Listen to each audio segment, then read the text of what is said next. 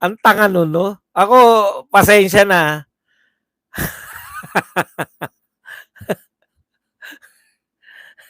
oo, tumakbo ka, senador pa tinakbuhan mo, pero eto lang masasabi ko, tangengot ka. Opening statement, ibig sabihin yung mga sa ngayon lang umattend, may opening statement ka pa rin tuwing aatit, bugok na bu yan ang mga pinakamagaling niyong vlogger. Sabi ni Yusek Claire, napaamin daw mga vloggers, ibig yata niya sabihin na haras. Ah, napa anong napaamin na dahil nag-sorry? Eh, sa kanila 'yun. Bakit sila nag-sorry? Katatapos ko lang panoorin ng guesting niyo sa YouTube, nag-type ako Banateros. Eh, ano 'tong nakalagay dito? Iba na naman. Baka iba na naman. Magkape na kayo. Yung interview kay Marcoleta ni RDR Boss Buds, paki-react po. Hindi ko alam yung hindi ko kilala si RDR. At malamang hindi ko pa po napanood. Ano po ba sinabi ni Marcoleta? Sabihin niyo na lang po at magre-react ako. Ano yung pinaka gusto niyong mag-react ako? Ayan, ganun na lang po. Hindi ko po kilala sino si RDR. Masyado. Wala naman yata limit yung ano. Lagay nyo na lang po ng kung sino yung RDR. Nagpapatulong pang makagawa ng batas kontra fake news pero inaakusahan ng mga fake news peddler yung mga vloggers na inimbitahan. Bidang-bida palagi. Hindi, palibhasa iba naman yung ano, 'di ba? Iba na yung nag-ano ngayon si Pimentel. Hindi siguro na mukha ni Pimentel na siya pa rin. Opening statement nga, puta nakailang opening statement ka na. Wala namang katutuloy. Pwede tawagin Virgin Administration ng BBM admin, puro first time. Ang dami talaga, no? First time tayo nagbenta ng ganyan karaming ginto, etc. Boss Bats, may soft opening statement, may grand opening statement, tapos may re-opening statement. Daig pang business. Hindi niya naunawaan eh. Opening statement yan ng mga ngayon lang umattend. Pagpasensyahan nyo na po yung mga makikitid ang utak. Oh, ikaw yun, Models of Manila. Sir Badong, di ba pareho lang yung mga salita ng vlogger na daw at di umano ng mainstream media pag nagbibigay sila ng opinion? Ako po, ako nakita ko, hindi kasi sila vlogger na video. Iba po yung mga writer. Writer po sila eh. Writer. Ang writer po kasi, iba-iba, ibang-iba po yung kasi kami masalita kami. Tapos mabilis kami mag-isip ng sanay kami ng diskusyon eh. Nakita niyo si Attorney Trixie, 'di ba? Hindi siya naaandap.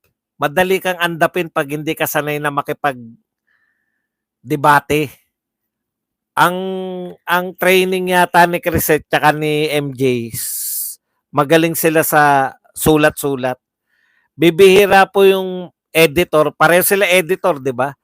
Bibihira sa editor yung ano rin, yung magaling din sa talkies eh. Ayun po yung nakita kong problema nila. Nakukuha ko yung punto nila, hindi nila masabi, lalo na kinukuyog sila eh. Pag mga ganyan kasi, lalo na ang intention, ang intention mapalabas na sila ang tama. Eh, dudurugin ka niyan. Makarinig lang na isang salita sa'yo yan. O, pangalawang sorry mo na to. Sir Badong, di ba pareho yung tama yun, pag susuriin natin kasi. Ang problema kasi, Eto kasi yung problema, eh, kahit tama yung gusto mong sabihin, kung hindi ka sanay makipagdebate, debating ginagawa nila, eh, debating kuyog, debating putya kung kahit sanay ka nga makipagdebate kung patatahimikin ka, eh, patapusin mo muna 'yan, no, hindi ka rin, eh. Meron pong matatalino pero yung lalo na yung masasulat, sabi nga sa inyo magagaling magsulat yang mga 'yan. Pero hindi sila, 'di ba aminado sila, hindi sila nagba-vlog. Yung mga nagba-vlog kasi, yung mga vlogger kasi na salita, more or less kaya na namin. Sasagot kami, may nagtanong, kaya namin sumagot na mabilis. May nambara, kaya namin sagutin na mabilis. Kulang sila sa practice sa ganun. Magagaling sila magsulat. Naunawaan nyo rin yung sinasabi ni Crisette na daw, eh. Kaya nga po daw. O para matapos lang, sorry po.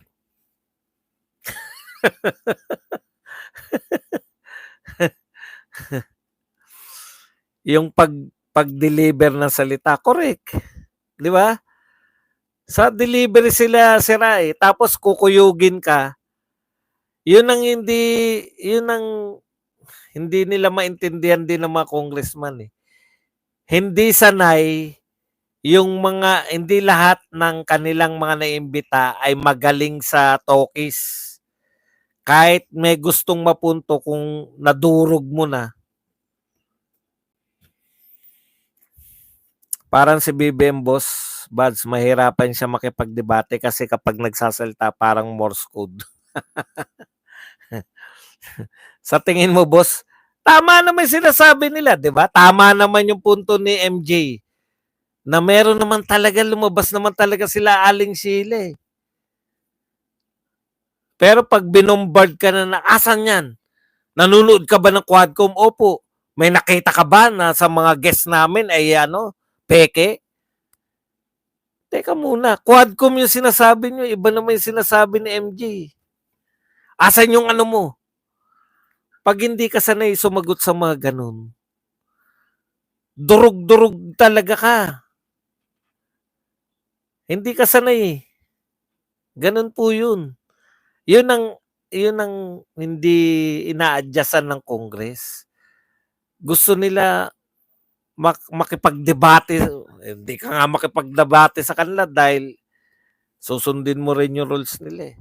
Dapat ang adjustment, gusto nyo ba talagang maliwanagan o gusto nyo maipakita na tama kayo? Meron, hindi sanay sa bardagulan, public debate. Marami pong matatalino, lalo na yung mga writer. Ang gagaling po niyan. Bilib ako diyan, ako hindi ko kaya magsulat, eh. Pero mahirapan sila makipagbardagulan. Natumbok mo, sir, meron talagang magaling sa public speaking, sanay. Lalo na ikaw, Boss Buds, gusto mo may nilalaro lang mga trolls. Meron hindi sanay sa bardagulan public debate. Tignan nyo, iba-iba rin kami, kahit kami mga vlogger, di ba? Pag yung vlogger na nakakita nakakontra, may gusto, tanggalin agad. Pero ako gusto ko may kinukontra para may laruan ako, eh. Baka yun, hindi rin sanay makipagbardagulan, kaya baka kahit matalino sila, puta, hindi ko kaya to si Badong, manahimik na nga ako. Yun din, eh. Yun din yung Conscience Collective Philippines at The Din Channel, mga abogado biglang sumulpot at nagsabi tama daw pagka arrest ko kay Digong, mukhang mind conditioning. Conscience Collective, hindi naman sila sikat, eh. Yun yung problema nila, eh, di ba? Kahit pa mga abogado kami, hindi naman kayo sikat, eh. Wala kay impluwensya. Hindi na uso yan ngayon. Di ba? Katulad ko, kahit maganda yung sinasabi ko, kung nanonood sa akin 600 lang. Ikukumpara mo ba ako sa mga sikat na vlogger na 9,000 ng live audience? Wala ka ba doon kahit na anong pagmamalaki mo sa sarili mo? Hanggang dyan lang audience mo. Tatanggapin mo na yun. 'Di ba? Hindi ka sikat. Sila rin gano'n, wala rin sila impluwensiya. Kaya naman gusto nila teritoryo nila para wala kang laban. Kaya pala di ka mahanap yung video niyo nila Bisdak. O sa DCAR daw makikita. Ako ang laruan subalit kapapasok ko lang pero naka-like na. Di gaya ng iba nakakalimot. Antindi, no? Konti views, konti likes, walang zero ang pakapi. Gabriel, kitang-kita ng taong bayan na katarantaduhan ng Tuadcom. Si model ng Manila magaling kaya yung sa Bardagulan kasi laging nagpasikat yun. Magaling ba yun? Tanga nga eh. Opening statement, hindi po magaling yun. Masyado naman kayo bumibilib doon. Wala. Meron ba namang opening statement? Pang ilang opening statement na tapos magsasalita ka pa rin. Hindi po magaling yun. Hindi niya nga maintindihan yung opening statement. Kaya ka mag-opening statement. Ngayon ka lang nila nakita. Si Model of Manila kulang na lang magpakilala sa HOR na candidate for senator. Nagpaka-humble na lang sila MJ and others para umiwas na lang sa contempt. Correct. Ako yun yung nakita ko eh. Iano na nila yung pride nila, kakainin na nila, wag lang makontempt. Hindi mo matatawaran yun. Kasi pwede sila makipagmatigasan eh, di ba? Hindi po yan ang ibig ko sabihin. Iko-contempt kita pagka, sorry na po. Yun pala technique, no? Pagdating ko ron, puta, ako po si Badong Aratelis. Ako po yung humihingi ng paumanhin. Sana matulungan ng INC si PRRD may balik sa Pilipinas. Hindi po siya ang INC po, yung lakas po ng puwersa ng mga pressure politics po yung INC.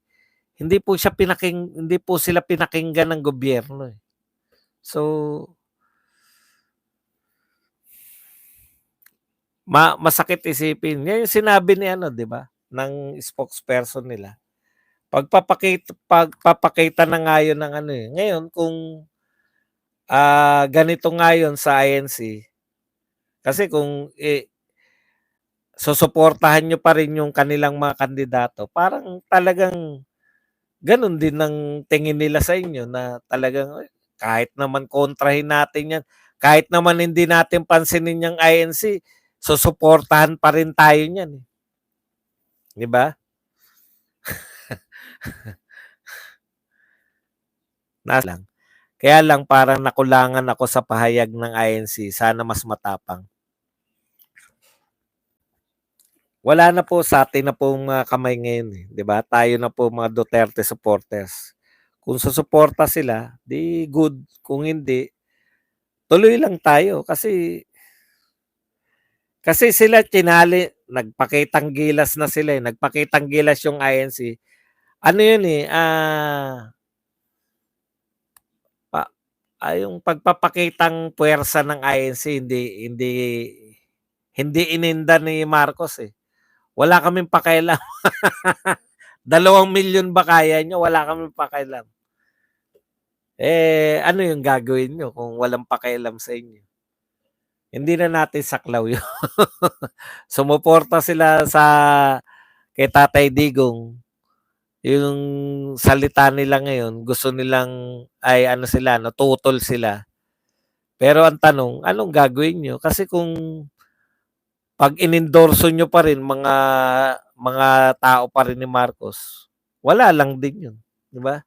Wala lang din yung tinututulan namin dahil nagpahayag ng INC para hindi na sila susuportahan. Boss Buds, pagbigyan nyo ng TRICOM sa election na lang tayo babawi sa kanila. Correct. Dapat talaga magpakitang gilas tayo sa election. Kailangan talaga wag na iboto mga congressman sa TRICOM ng mga kababayan nila Dapat matalinong kalaban. Ako po sa'kin, ang sa'kin na importante, hindi po yung ano, eh, hindi po yung sa congressman, eh. Kasi ang Congress, alam na natin yan, eh. Babaliktad at babaliktad po yan. Huwag niyo pong problemahin yan. Ang kinakailangan po natin, yung Senate, may boto natin yung 10, pumasok lahat para sa ganun. Alam niyo na. Dahil sa Marcos loyalist, nabawasan ng 1 million ng 32 million ni VP Inday Sara.